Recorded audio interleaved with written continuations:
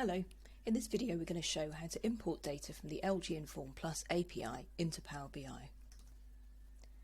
So here I am in LG Inform Plus, and as in previous videos I'm in the data tool and I'm logged in, so you see got my account information there, and I've just conducted a really simple query. My query is that I'm interested in the total population metric type for the wards of Birmingham, and I'm looking at the latest 3 periods, so the last 3 periods for which that data is available. And so over on the right hand side here we have our preview of the data, so you can see we've got our list of wards and we've got the last 3 years for which that data is available and the total population for each.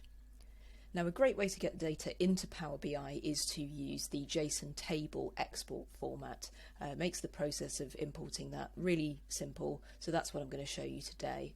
So up on the top right here, just above our data, you can see we've got a range of different options there.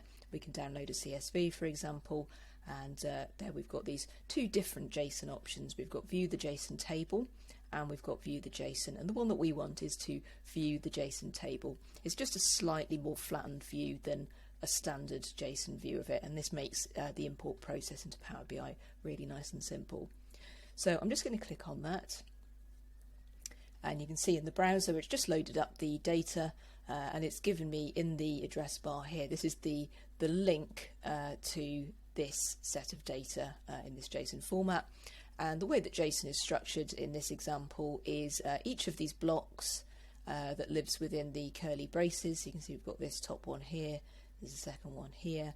Each one of those is a particular ward in a particular year and the population for that. So this first one here, if we look down the list of attributes for that particular block, we've got the area label, that's Acox Green, so that's the ward. We've got the period label 2018, so that's for the year 2018, and the value 24,279, so that's the total population for that ward in that year. So each one of these different blocks is a particular ward of Birmingham in a particular year. So to get the data into Power BI, the first thing we're going to do is copy the URL. Now it's really important to make sure that you get all of the URL. So we've got, you can see here, this little question mark in the URL and a bunch of parameters after it, and we want to make sure that we grab all of those. So if it's very long on your browser, click Control A on your keyboard before you copy, and that will make sure that you've grabbed everything, otherwise it won't work. So I've done that. I'm going to hit Control C to copy that to my clipboard, and now I'm going to head into Power BI.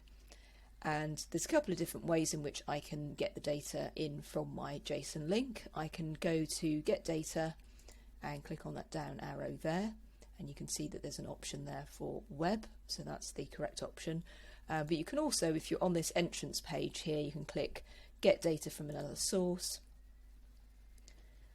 and it will offer me some options in a moment. I need to go to Other and then go to web in there. So they're going to take you to the same place in the application, but there's a couple of different places where you can get to that. So I'm just going to click connect there. And what that's inviting me to do is enter a URL. So I'm just going to paste in the URL that I've just copied, and I'm going to click OK. And what that will do in a moment is just pull all of the data in from my JSON URL.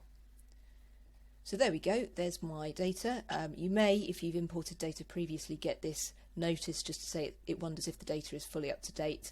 It's fine to click refresh if you want to do that, just to make sure that you've got the most recent version of the data. What Power BI has done is it's taken each of those blocks that we saw in the JSON preview in the browser, and it's turned each one of those into a row. So exactly as we were looking at in the example here, this first row we can see is Acox Green and it's in 2018, and if we go over here we can see the value there. So all it's done is it's parsed and converted that data into a format that it can then use for us to build reports and charts and things like that. So we're going to cover those off in the following videos, and that's all for now.